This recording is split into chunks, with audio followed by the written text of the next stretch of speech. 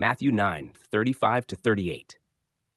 The closing verses of Matthew 9 summarize the nature and urgency of the ministry of Jesus within Israel during the final generation of the Old Covenant age. Matthew writes, open quote, "And Jesus went about all the cities and villages, teaching in their synagogues and preaching the gospel of the kingdom, and healing every sickness and every disease among the people.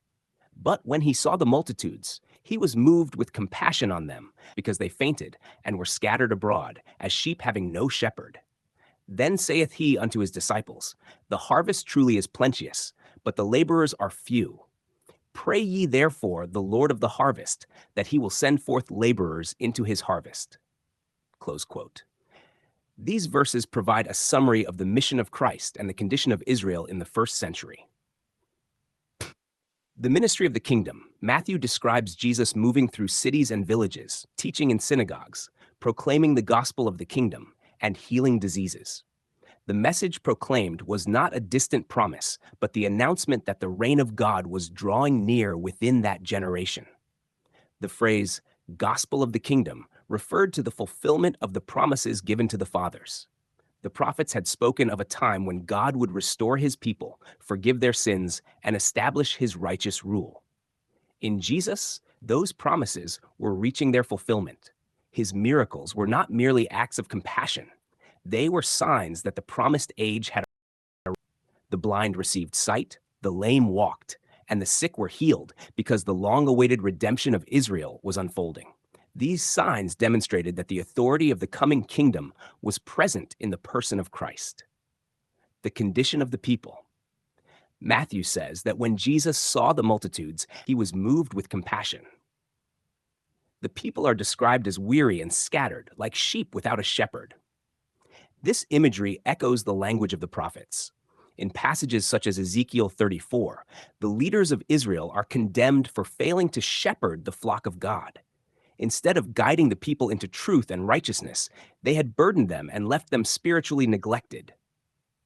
By the first century, the religious leadership had multiplied traditions, interpretations, and legal demands that weighed heavily upon the people. Though they possessed the scriptures and the temple, the nation was spiritually disoriented. Thus, the people wandered as sheep without a shepherd. Jesus stands in contrast to these leaders. He is the true shepherd promised by God, one who gathers the flock, feeds them with truth, and restores them. The harvest. Jesus then shifts the imagery from sheep to harvest. He tells his disciples, "The harvest truly is plenteous, but the laborers are few." In the language of the prophets, the harvest often symbolized a decisive moment in God's dealings with his people. It represented a time when God would gather what belonged to him and bring an end to the old order. The generation in which Jesus lived stood at such a moment. The culmination of centuries of prophetic expectation had arrived. The kingdom promised through Abraham, Moses, David, and the prophets was now being revealed.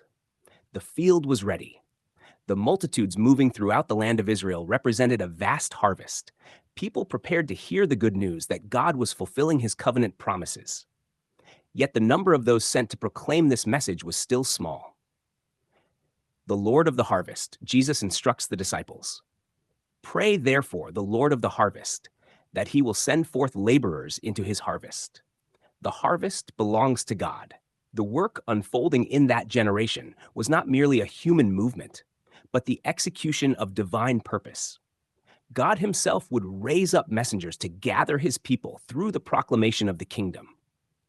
The disciples standing before Jesus would soon become those laborers. In the chapters that follow, they are sent throughout the towns of Israel to proclaim that the kingdom of heaven had drawn near. Their mission would take place within that generation, announcing the completion of God's redemptive plan and the arrival of the promised age. Compassion and completion. Matthew's summary, therefore, reveals two central realities. First, it shows the compassion of Christ toward a people burdened and scattered under the weight of the fading covenant system and its failing leadership. Second, it reveals the nearness of a decisive moment in redemptive history, the gathering of God's people through the proclamation of the kingdom before the old order reached its appointed end. The shepherd had come. The harvest was ready, and the Lord of the harvest was sending laborers into his field.